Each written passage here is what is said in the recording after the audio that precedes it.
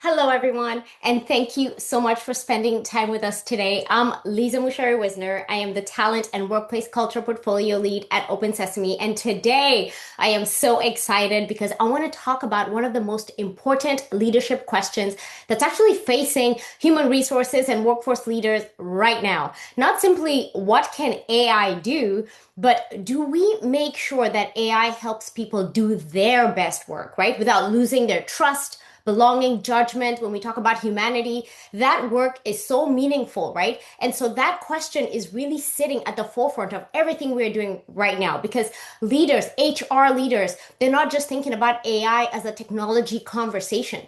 They're thinking about this as a workforce readiness conversation, a workforce reinvention conversation, as we like to say here at Open Sesame. It's about learning and development. It's a conversation about culture, and it's a conversation about trust.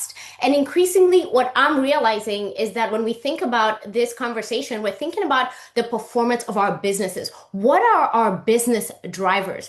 And what I am seeing, right, helping organizations all over the world do the best work that they can and have more productive workforces, right? We're thinking about them being, they're being asked to move faster, right? Operate leaner, right? Improve productivity, right? Manage risk, all the things, right? And when we think about the impact we're making, that's a lot of pressure, right? And AI feels like it can solve all those answers, right? Like all the things, AI will solve all the things, but here is the truth, right? I want to ground you in this one truth as we're going through our presentation today.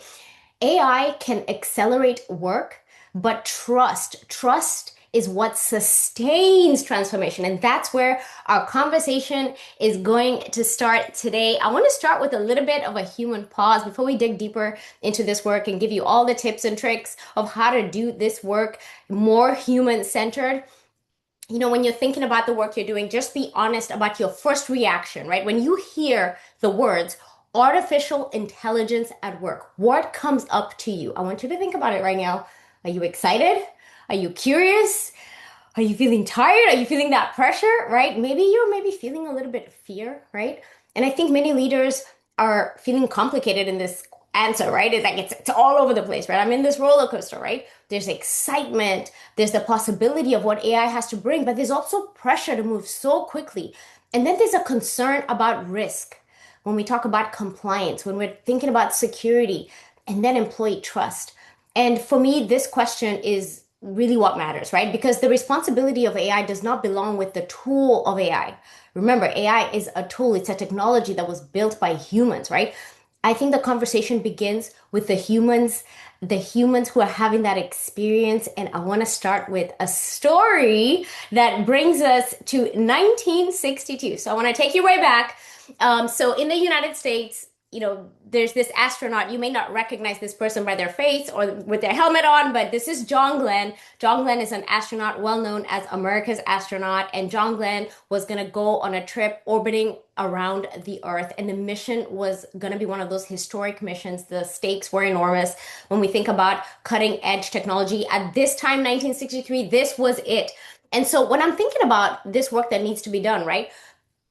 When you know this story, if you've heard this story before, you know that everything depended on the trajectory, right? So there was a trajectory of the calculations of where he was going to land, and what they were using was IBM's mainframes to help calculate those trajectories. But I don't know if you know this, right? Maybe you do, but John Glenn did not fully trust the machines yet. He did not trust the technology because he knew that a single misplaced decimal point in the code could mean that he never came home to his family. So he was afraid. He was a little afraid to trust this new technology, right?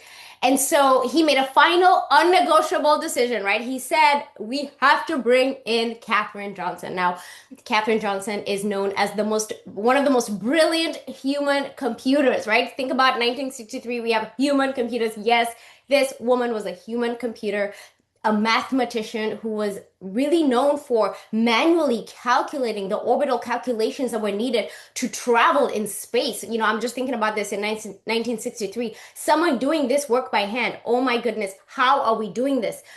John Glenn wanted her to check the numbers by hand. Glenn wanted her to check whether she could confirm that he was going to be safe, where he was going to land, and where he was, how the launch was going to go. And like, he didn't ask whether the computer was malfunctioning. I want you to think about that, right? When we learn about this story, when maybe you've read the book or you've watched the movie, right? This wasn't a question of whether the technology was working. It was, he didn't trust it yet, right? And the famous words are that, if she says it's a go, then it's a go, right? I may not be getting it correctly, maybe you will, but that was what it was, right? If Katherine Johnson said we can go, we are going, right? So consider the gravity of this exact moment. John Glenn, he's not pausing, right? He's not pausing because IBM is not doing their job, right? He's pausing because he's feeling in his heart, in his gut, he's feeling that he needs that human verification for that, confirmation that he's going to be good. And ultimately, y'all know maybe this story, ultimately what mattered most was not the machine. It was really about making sure that he was safe, right? Making sure that the mission went correctly. Technology isn't just about the raw capability. What we learn from this story is that fundamentally this is about trust. This is about John Glenn not rejecting innovation. When I learned about this story, I really think about it as an opportunity for us to think about how some people may be anti-technology, right? So anti-AI. But John Glenn was saying when the stakes are high, human expertise must remain in the lead. And this is exactly where I think we are today. When we're thinking about AI at work, we have to remember where we came from, right? Those are stories and those are lessons we can learn from. Because if you know this dramatized, right, film, Hidden Figures, if you haven't watched it, you need to go watch this Academy Award winning film. When I think about this story, I think about the race of technology. I think about this, we're racing towards AI everything, right? And I think the same truth is holding true, right? Technology isn't just about tools, it's about trust. Technology is creating the possibilities, right, for the efficiency for the work to be done, but human trust depends on adoption. And I believe that's where your workforces are today. So, before we step into more of this information about how you can bring more human centered, I guess, consideration into the work that you're doing with I want to think about every major technological shift we've had. And I want to think about it both in the possibility and the panic. We think about the printing press, right? I can just tell you that when I read about the printing press, I just can't believe that people feared, ordinary people, right? They feared that we're going to have too much information. What do you mean too much information, right? And that was a real thing, right? That too much information was going to be a thing and not enough wisdom, right, was going to be there to interpret that information responsibly, right? The question was who loses control when the technology comes into play, right? Think about that. And then think about calculators, right? When calculators entered the classroom, I think about our educators, right? They were worried that students were going to stop learning how to think, right? There was a time when can't use a calculator because you're not gonna learn how to do math, right? If the machine performs a calculation, what did you learn, right? And so also personal computers, right? When we think about the computers when they first came online, right? There was the opportunity for people to advance and do better in their workplaces. But initially there was that fear that people were going to be isolated, they were going to be replaced. There was that confusion again about information, about wisdom. And one thing that kind of makes me chuckle is that I think about the children, right, who were introduced to the calculators and the personal computer, and I think about how, supposedly their brains were going to be rotted, right? They were not going to be able to function and they were going to do bad, right? And you know what? Those are the people today who have grown up and have built the AI systems we are using today. Every generation has inherited the panic of the last one, right? We build the next one anyway. That is the mission of our work today, right? As humans, we have to optimize our human potential. But something for me in the research that I'm doing, in the work that I do, is feeling a little bit different about AI because this is not just a simple tool that we operate. It's a tool that to me responds to us. It's a little bit cool. It's a little bit like, oh my goodness, that just happened, right? Because it adapts, it converses, it generates, it's doing all the things, and you're just like high-fiving yourself, right? If you don't know what a high-fiving yourself looks like, it looks like a a clock, right? Do it for yourself every time an AI does an amazing job for you, right? And I call my AI GG, right? Like it's either ChatGPT or it's Claude or whatever it is, but it's called GG. And I think about this opportunity because the integration of AI is not only about how we're communicating in the workplace, but it's also about how we're learning, but most importantly, how we're making decisions. And AI is not simply a disruption that we need to manage, it's an ongoing condition that we need to navigate. And when we're thinking about the opportunity to navigate AI, that's where you come in. This is a leadership challenge. We may be thinking about it as technology, but the question is not about technology. It's how quickly can your teams, not you, how quickly can your teams, your entire organization adopt AI? And that's where I guess you could say the gap is, where the paradox is, which is how do we remain agile? How do we continue to do this work without losing our humanity in this process? Now, we're thinking about AI as not just a tool, but I want to talk about this in the form of being a paradox, right? So in our organizations today, AI is moving very quickly. It's helping us communicate better. We're analyzing data. It's helping us, maybe we are hiring better, right? Our workflows are working, right? Maybe you've implemented some systems where you have more performance enablement, right? So your employee engagement may be working. Maybe that's happening in your organization. But what I'm finding through all the conversations I'm having with HR leaders is that there's an opportunity here for us to not only reduce the administrative burden of being in the people work, right? When we're thinking about people helping people, which is what human resources really is, it's about for me personalizing the experience of being in the workplace, right? So specifically for us here at Open Sesame, it's about personalizing the learning experience, right? It's about surfacing insights faster. It's about supporting our managers better. And it's about helping our team members, our employees get answers in the flow of work so they continue to flow, right? That's the excitement we want. It helps our organizations be more agile. But as AI is also changing the emotional contract between people and the organization, our teams have to ask questions like, can this tool really help me, right? But they're also asking other questions like, will this tool replace me? Will it judge me?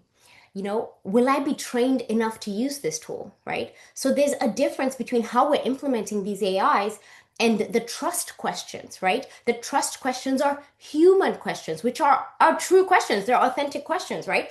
When we think about our CHROs, maybe if you're a CHRO in the room, right? Like think about the work that you're doing, right? Trust is not a soft thing when you think about people, right? Trust is the infrastructure. And so when you're looking at this slide, when we're talking about the AI adoption paradox, I want you to think about one of the biggest myths about AI, which is that it's going to dominate, right? Everything that we're doing, because it is dominating the headlines right now. But for me, the real adoption is that AI is not actually being used by as many people as you think, right? The loudest voices online are what we call the early adopters. They're creating this illusion that everyone is using AI and AI is changing our organizations. But many employees and many teams and many organizations, we're still figuring out, right, what this AI world looks like, right? But sometimes it can look like resistance. But I want you to think about it as a lack of access because if I'm, correct me if I'm wrong, right? If there's an opportunity for you to chat in here, right? Think about how your employees are feeling because maybe they may be losing access because it's training. Maybe they need more clarity in how they fit in this new ecosystem. Maybe they need more confidence. Or it's about time and psychological safety, right? That big word that means that we're safe to make mistakes. And that distinction really matters to me because when I think about AI adoption, and I hope you're thinking about this as well, this is not just about technology. Again, this is about the human transition. Now, if you are like me, you follow somebody called Simon Sinek, and Simon Sinek has a really famous, well, actually, he has multiple famous talks that he's given. But one of the most famous ones that I believe has stuck with me for so many years, over a decade, is the bell curve, the innovation bell curve that he shows, right? And this shows how we depend on the crossing of the gap between our early adopters. So you're talking about the people in your organization who are just like, Yeah, I want to do all the things AI. To the people who are like, I'm going to wait until you tell me what to do and it's working and we're moving forward, right? You're not going to move forward until you cross that gap. You're not going to be successful. I want to bring your attention to William Bridges, who is somebody who I follow. And this is a person who's a famous author, an organizational consultant, best known for change management, psychological transformation. When you're thinking about all the things that have to do with your workforces, you should know the name William Bridges, because William Bridges said change is situational, right? When you think about change management, it's about the situation. But when you're going through a transition, which is where we are right now, when we're talking about workforce reinvention or when we're talking about workforce readiness, it's a transition, right? From one state to another. It's psychological for us humans because you know what, when William Bridges talks about this work, the point he's making is that we are moving so quickly through technological change, but the humans are still emotionally trying to catch up. And that is the conversation. We're trying to catch up because the conversation is about automation, it's about acceleration, it's about, productivity and efficiency, right? But we're forgetting that emotionally as humans, we may be thinking about it logically, but our hearts know the truth, right? If you do not manage the psychological transition that's happening, your transformation will fail. And we've seen businesses fail because of that, right? Because the future of work is not about unlocking technology. I'm sure you'll agree that right now, a lot of organizations have access to technology, right? And they've had it before. They still failed. It's about unlocking your workforce capability. It's about unlocking learning, and it's about building a strong culture in your organization. And that's where our AI adoption iceberg comes in. I absolutely love this iceberg. When we think about an iceberg, we're seeing just the top of it. We're not realizing that at the bottom of it is where everything sits. That's where all the magic happens in our organizations. We're talking about everybody who's feeling left behind. We're talking about everybody who doesn't feel like they belong because of this AI conversation. And we're talking about all that pressure, which is actually eroding your innovation. You may be wanting your teams to innovate, but they're not going to innovate because they're feeling scared. I just mentioned psychological safety, and I want to talk about this psychological transition that we're going through, right? Your transition, your transformation is going to fail because of the psychological transition that has not happened within your organization. So I have this quote that I like to say, which is AI adoption is not a rollout plan. It's a human change journey. And it's a human change journey because of three specific gaps that I believe as HR leaders we have to pay close attention to. And the first is the readiness gap. And then we also have the trust gap. And then last, we have the performance gap. And so I'm going to take a little bit of time to just walk us through this process of thinking about these readiness gaps. So let's start with these gaps. So let's talk about the readiness gap itself. Are your people ready for AI, right? So this is a gap in your potential for AI adoption in your workplaces. When I think about the pace of technology change, we kind of talked about that, right? It's moving very quickly. But this is where your employees are being told that AI is the future, but they have not been given enough learning, right, or practical experiences to know that that's going to happen, right? They're not feeling it yet, right? They may know mentally that, yes, this may help me be more efficient. And they may know that the data is there, right? But they may not believe that it's safe enough, right? They may be going into their John Glenn moment, right? Where it's like, oh, I'm not sure yet, right? They may know how to evaluate an AI generated answer for accuracy, but they may not know where AI fits in their role specifically, right? They may be thinking, well, the only thing I'm doing right now is figuring out how to write my emails, right? And so they may not know whether this is something that they should continue doing or it's just one of those niceties that existed before and now it's just an addition to the work that they're doing, right?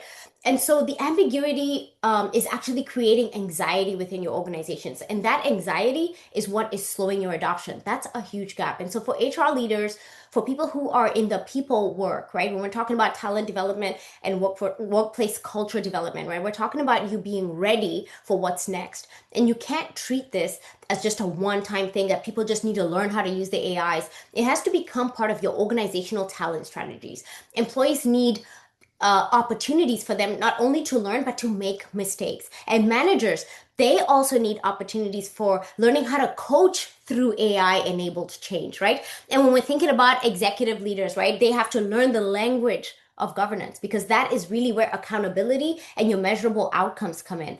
And so thinking about our gap of readiness, think about where your organization is right now. I want you to just take a moment and think about where your organization is right now when you think about your readiness gap. Are you ready for the AI adoption that's here, right? And that's coming. The next gap is the trust gap. And so trust is one of those things that, it's you kind of feel it, right? Like it's like you could be building trust for such a long time, but it just literally takes one moment to break that trust. And this is the space that I believe we are at with AI. And we've had enough breakages, right, or failures of trust, right, where we do believe that AI, it's promising the speed, it's promising all these amazing things, but employees are under this pressure of they have to double and triple check the AI, right? We talk about work slop, we talk about all the things that could be happening with AI, right? Hallucinations, right? And employees are experiencing AI not only as a work that they have to do, they have to review the AI's work.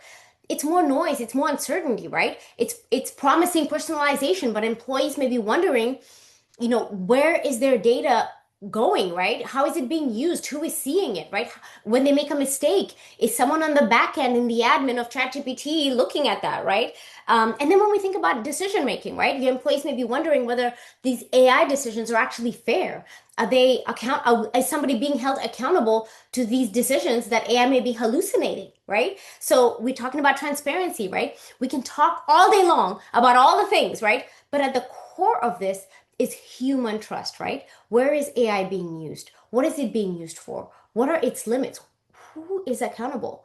And if I raise a concern as an employee, who is going to listen and who's going to take action on that, right? And when does a human make the final decision, right? Trust does not come from saying, yeah, just trust me. And it doesn't just come from saying, don't worry, the system works, right? Trust comes from showing people how decisions are made, where human judgment enters, and how risk is managed. And in the future of work, transparency is so important. Transparency is literally one of the, I guess you could say, characteristics of building trust.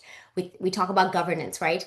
Belonging is also one of those, right? People feeling like they belong, people feeling like they have access to the resources, right? Because people cannot feel included in the future if they cannot see or understand the future. So that's the trust gap. And then we have the performance gap.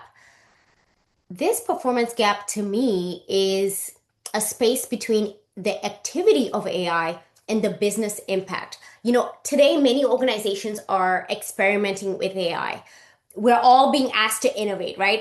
Here at OpenSesame, we're so excited. We have a new innovation lab that's happening, right? We have a lot of work that's happening behind the scenes to make sure that we're continuing to be agile and we're continuing to push the needle on what it looks like to be a forward-thinking organization. But more content does not automatically mean better communication, right? Just because I can take what I wrote and spit it into ChatGPT or Claude and it gives me a better answer, it does not mean that it's better, right? It does not mean that it's a better decision, right? More automation does not necessarily automatically mean that your employees are going to have a better experience. AI can help them move faster, but as HR leaders, you know something more important, and I hope you're answering these questions as I'm asking them, right?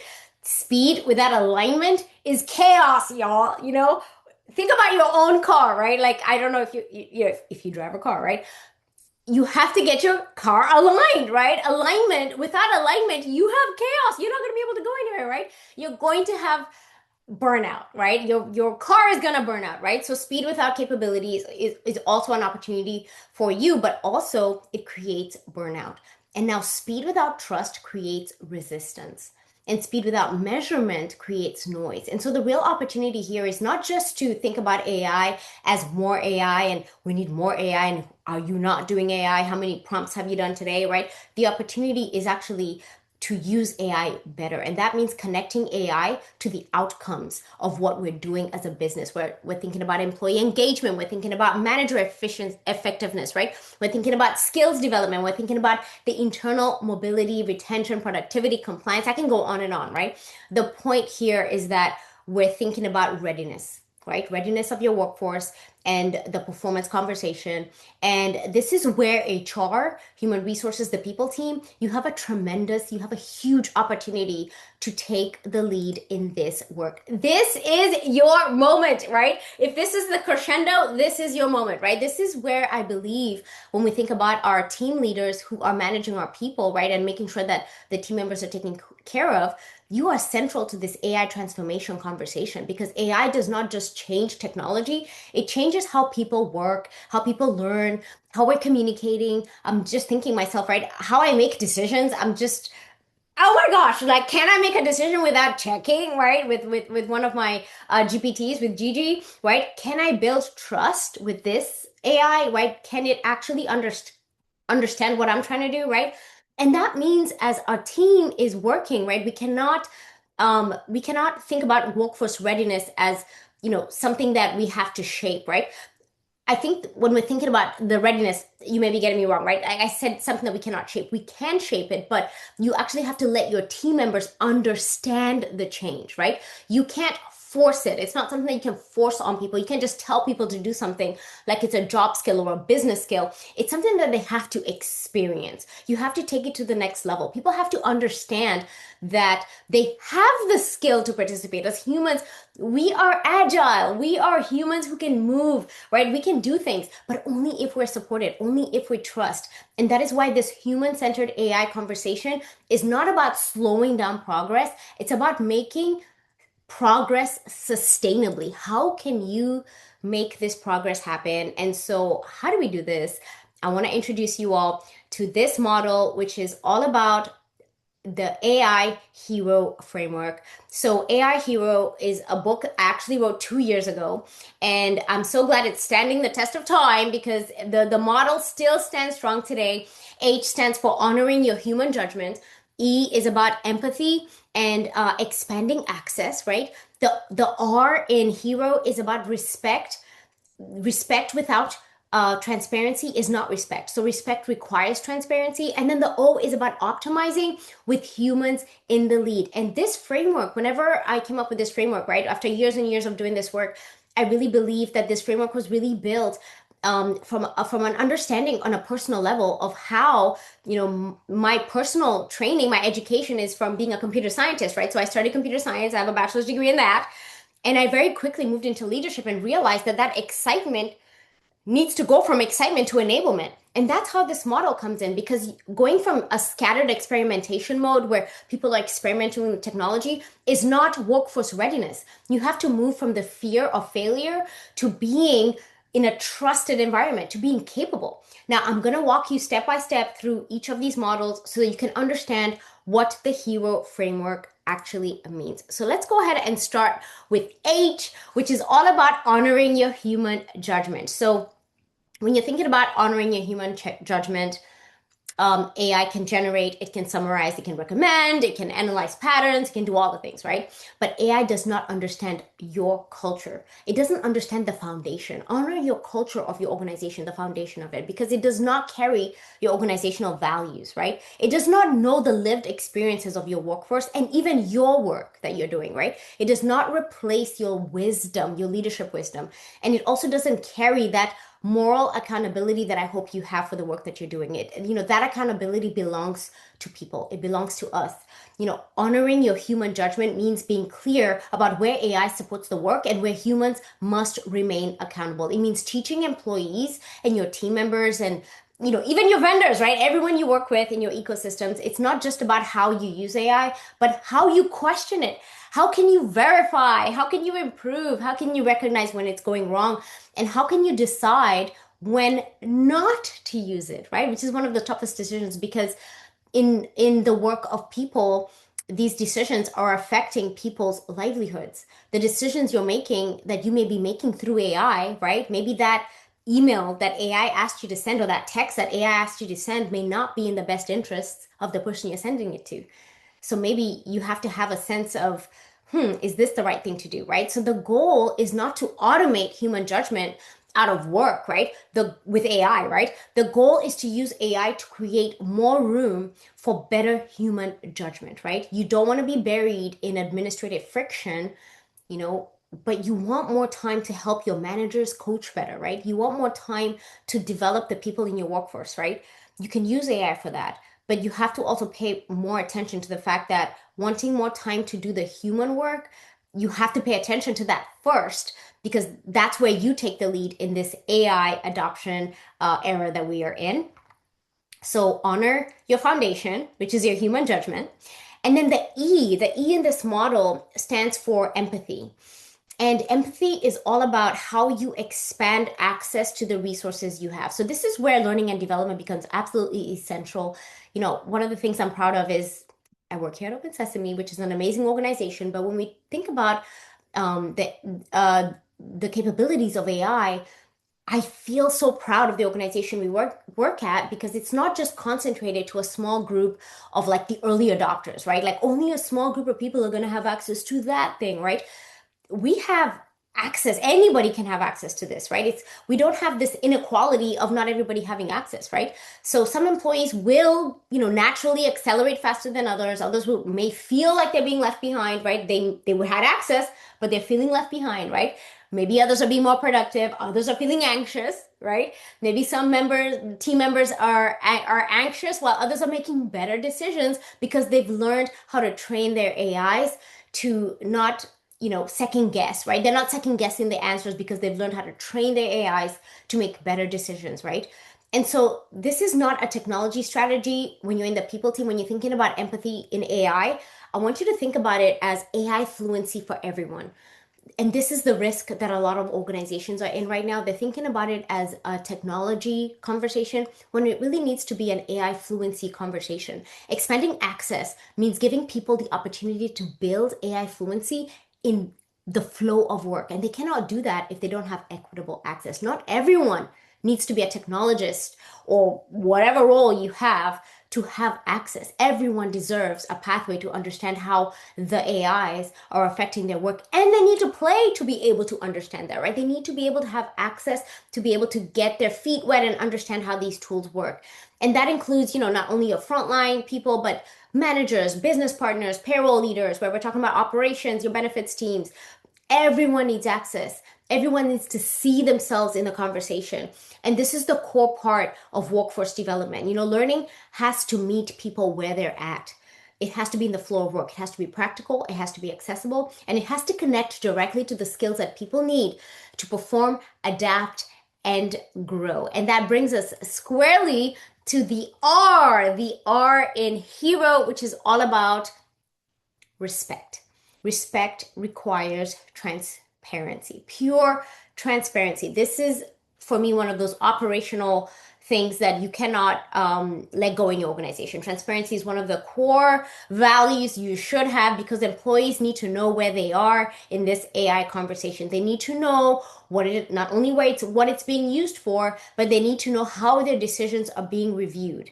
They need to know what data is appropriate and what is not appropriate, right? You need to have that transparency. They need to know where their boundaries are, and they need to know that there is a human path for questions and concerns and accountability, right? Transparency does not mean overwhelming your employees with documentation and policies and whatever, right? They have to sign these documents, right? AI policy, right? It's about the human touch, right? It's about creating clear, plain language guidance so that your people know that you've got their back, right? This is a place where everyone is playing right now. I'm sure in the beginning of this conversation, you may have been thinking, right, am I confident in my use of AI? Not everyone's confident. And if anyone tells you they're confident, they're lying because we don't even know where AI is going right now, right? What decisions are going to need human review?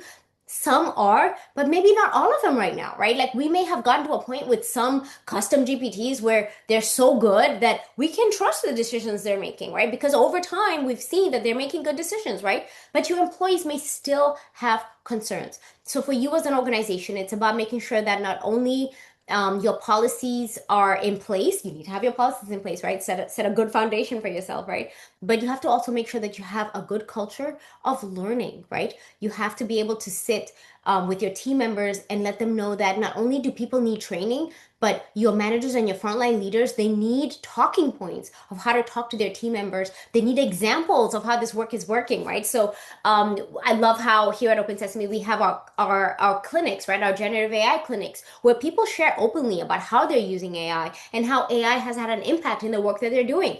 This is about modeling the behavior, right? And I love it when our leadership team comes on and shares, right? The opportunity here is that your organizations need to create a culture where when you're asking questions about AI, it's not seen as resistance. It's seen as an opportunity, but most importantly, it's the responsibility of everyone in the organization to ask that question. And last but not least, we are gonna go to the O, which is all about optimizing. When we think about optimizing work, right? I am a lover of Transformers, right? We have Optimus Prime, right? Thinking about being better, right? The O stands for optimizing our humans. We're talking about the goal being not human versus machine, right? We're talking about optimizing where humans are in the lead. This may, and I think this may be the most important point of this entire presentation, which is the goal is not to make people compete with AI, right? The goal is to design your workplaces so that technology handles what it does well and humans are elevated, right? Your humans are elevated so that not only is AI strong in pattern recognition and summarization and drafting and maybe automation, right? But your humans are even stronger than your AI. Meaning making is such a big deal, right? They know in their gut why that does not feel right when the AI spits out an answer to them, right?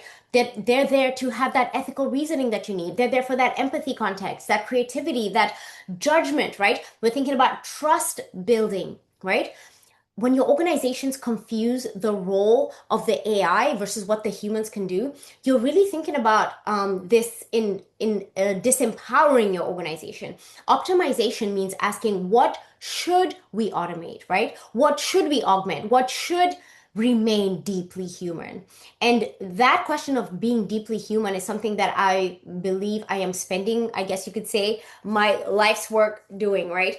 I am very committed to making sure that not only do we create opportunities for people to have better coaching, to feel like they belong, to feel like they can perform better and have better performance conversations and their careers can grow. And then also, building up that critical thinking, right? Having that ethical judgment, learning how to repair trust, right? That those are one of those core tenets of an organization, right? Can your team members have conflict and still come back to being good, right? Can you repair trust? And then culture building. AI can support some of those moments, but it should not replace the human responsibility inside that work. When humans stay in the lead, AI becomes more than just a productivity tool. It becomes your capability multiplier.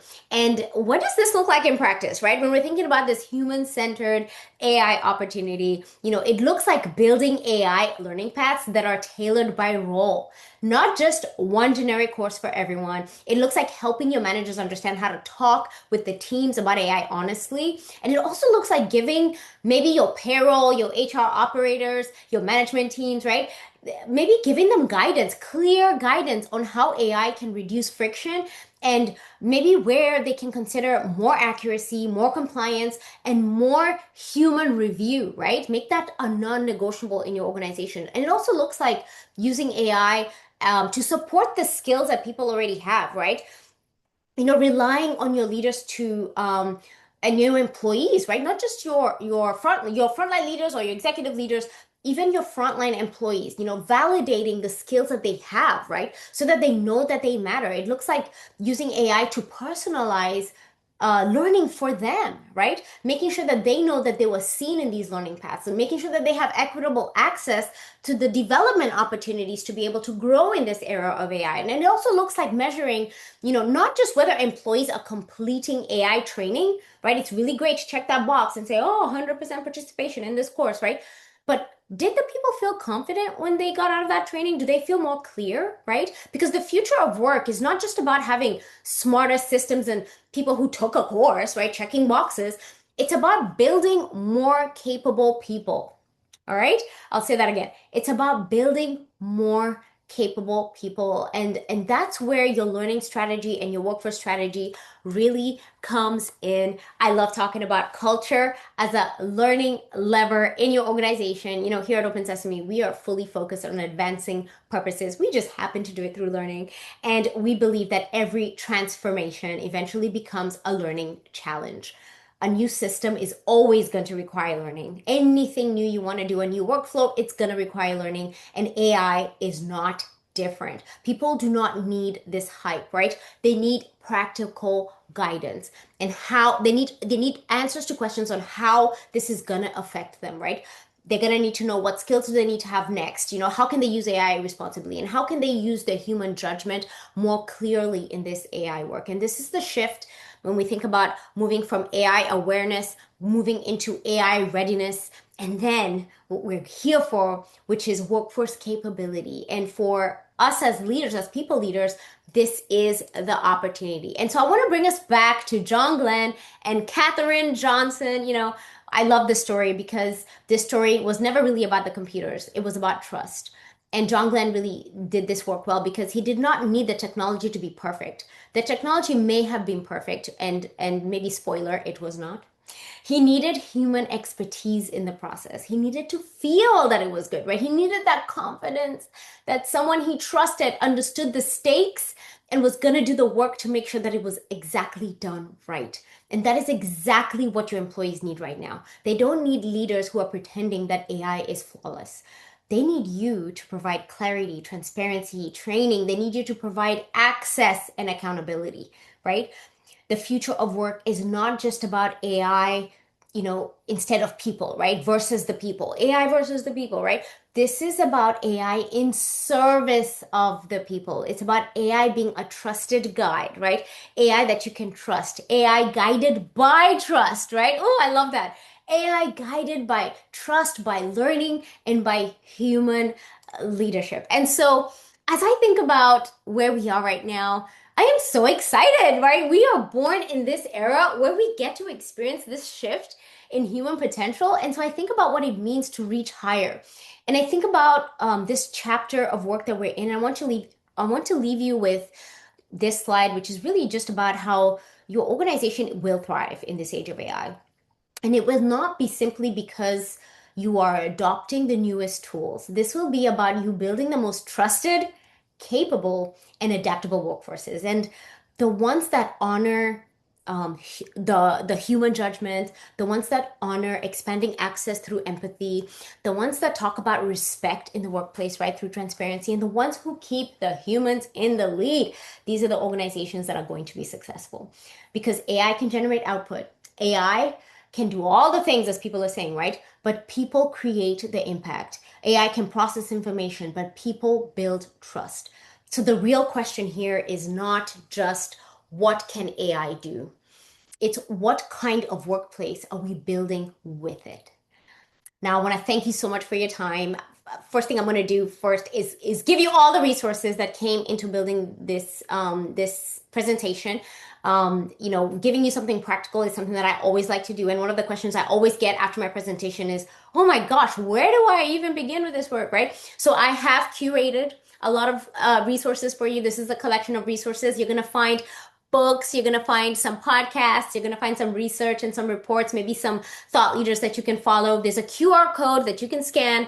So go ahead and scan that QR code if you want to go directly to these resources. I also want to point you in the direction of the question that you may be asking, which is how do you actually build AI readiness within your organization? We talked about building a culture of learning. This is where it is critical. And so here at Open Sesame, we've built AI fluency pathways that are designed for every level of your workforce. Yes, you're welcome. We're talking about from foundational AI literacy to role-based learning, leadership, sales, operations. We've got you covered.